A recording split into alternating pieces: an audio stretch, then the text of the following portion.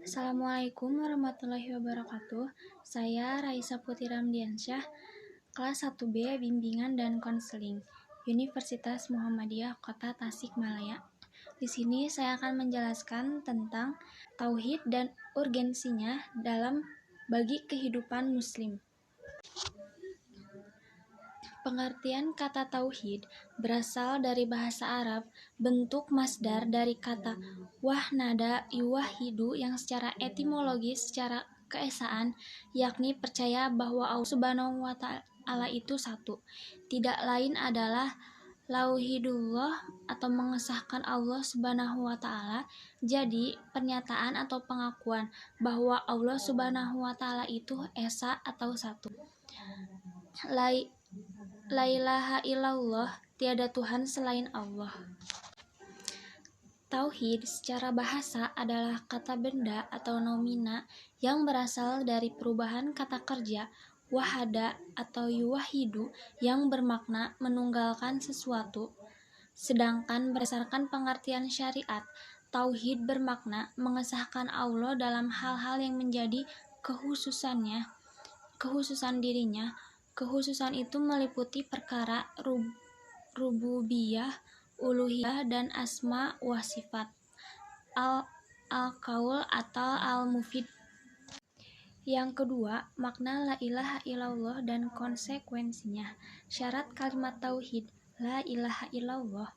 Wahab bin Munabbih rahimahullah berkata kepada orang yang bertanya kepadanya, "Bukankah la ilaha illallah kunci surga?" Ia menjawab, "Betul, tetapi tidak suatu kunci pun kecuali ia memiliki gigi-gigi. Jika kamu membawa kunci yang memiliki gigi-gigi kuncilah la ilaha illallah adalah syarat la ilaha illallah, yaitu sebagai berikut.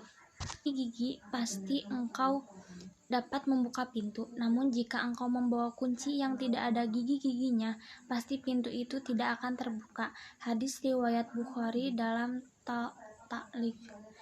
Dan yang pertama, ilmu meniadakan kejahilan. Barang siapa yang tidak mengetahui maknanya, maka ia tidak akan mengetahui petunjuk atau tuntutannya. Maknanya adalah berlepas diri dari semua yang diibadahi selain Allah dan mengikhlaskan peribadatannya hanya untuk Allah. Maksud la ilaha illa adalah meniadakan segala yang diibadahi selain Allah. Maksud ilallah adalah menetapkan ibadah hanya untuk Allah semata yang tiada sekutu baginya dalam masalah ibadah sebagaimana tiada sekutunya dalam kekuasaannya. Yang kedua, yakin meniadakan keraguan, karena ada sebagian orang yang mengucapkannya dalam keadaan ragu terhadap makna yang ditunjukkannya. Sesungguhnya orang-orang yang beriman itu hanyalah orang-orang yang percaya kepada Allah dan Rasul-Nya. Kemudian mereka tidak ragu-ragu dan mereka berjuang dengan harta dan jiwa mereka pada jalan Allah. Mereka itulah orang-orang yang benar. Quran Surat Al-Hujurat ayat 15. Dan yang ketiga, ikhlas meniadakan kesyirikan, karena barang siapa yang tidak mengikhlaskan seluruh amalannya untuk Allah, ia telah melakukan kesyirikan yang meniadakan rasa ikhlas. Allah Ta'ala berfirman, "Katakanlah, sesungguhnya aku diperintahkan supaya menyembah Allah dengan memurnikan ketaatan kepadanya dalam menjalankan agama." Quran Surat Az-Zumar ayat 11. Dan yang keempat, sidik atau kejujuran meniadakan kemunafikan, karena orang munafik juga mengucapkannya, akan tetapi perkataannya tidak sesuai dengan apa yang ada di dalam hatinya, apa yang tidak ada dalam hatinya. Quran Surat Al-Fat ayat 11. Maka ia telah berbuat dusta karena batinnya tidak sesuai dengan zahirnya, sebagaimana yang telah Allah kabarkan tentang sifat mereka. Allah Ta'ala berfirman, mereka mengucapkan dengan. Yang kelima, qabul atau penerimaan yang meniadakan sifat menolak, karena ada sebagian manusia mengucapkannya dengan mengetahui maknanya, tapi ia tidak menerima seruan orang yang mengajaknya. Hal ini bisa disebabkan karena kesombongan, dengki, atau sebab-sebab yang lain. Sesungguhnya mereka dahulu apabila dikatakan kepada mereka, La ilaha illallah, tiada Tuhan yang berhak disembah melainkan Allah, mereka menyombongkan diri dan mereka berkata, apakah sesungguhnya kami harus meninggalkan sembahan-sembahan kami karena orang penyair gila? Quran Surat As-Saffat ayat 35-36. Yang keenam, inqiyad atau ketundukan yang meniadakan perilaku meninggalkan amal yang dituntutnya. Syarat ini akan menumbuhkan sikap melaksanakan perintah-perintah Allah, meninggalkan larangan-larangannya, dan komitmen dengannya.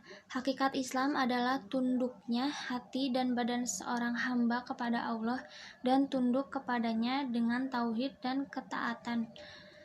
Allah berfirman, dan barang siapa yang menyerahkan dirinya pada Allah, sedangkan dia orang yang berbuat kebaikan, maka sesungguhnya ia telah berpegang kepada buhul tali yang kokoh, dan hanya kepada Allah lah kesudahan segala urusan.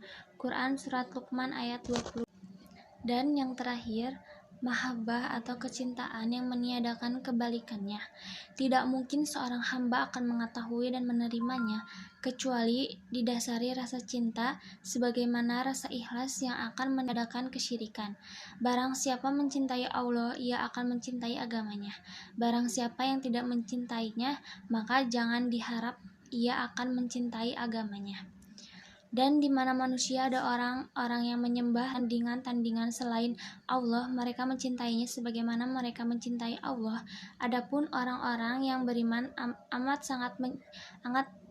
sangat cintanya kepada Allah, dan jika seandainya orang-orang yang berbuat itu mengetahui ketika mereka melihat siksa pada hari kiamat bahwa kekuatan itu kepunyaan Allah semuanya, dan bahwa Allah amat berat siksaannya, niscaya mereka menyesal. Quran Surat Al-Baqarah. Selanjutnya, tauhid sebagai landasan bagi semua aspek kehidupan. Tauhid dalam pandangan Islam merupakan akar yang melandasi setiap aktivitas manusia.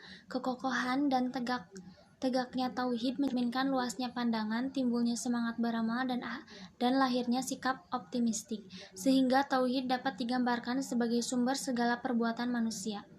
Tujuan tauhid adalah memanusiakan manusia, itu sebabnya diderivasikan dari misi historis, yaitu menegakkan kebaikan, mencegah kemungkaran, dan beriman kepada Allah. Dehumanisasi merupakan tantangan tauhid yang harus dikembalikan kepada tujuan tauhid, yaitu memberikan perubahan terhadap masyarakatnya. Perubahan itu didasarkan pada cita-cita profetik yang diderivasikan. Selanjutnya, jaminan Allah bagi orang yang bertauhid. Yang pertama, hakikat dan kedudukannya, dan yang kedua, keistimewaan tauhid yang bertauhid, dan dosa-dosanya yang diampuni karenanya. Yang ketiga, ahli tauhid diharamkan dari neraka. Yang keempat, ahli tauhid diampuni dosa-dosanya. Yang kelima, jaminan bagi masyarakat. Dalam Quran Surat An-Nur ayat 45, Allah memberikan beberapa jaminan bagi suatu masyarakat yang mau merealisasikan tauhid, yaitu yang pertama mendapat kekuasaan di muka bumi, yang kedua mendapat kemantapan dan keteguhan dalam beragama, yang ketiga mendapat keamanan dan dijauhkan dari rasa takut. Mungkin cukup sekian yang dapat saya sampaikan. Mohon maaf apabila ada kata yang salah, karena saya masih dalam tahap pembelajaran. Wassalamualaikum warahmatullahi wabarakatuh.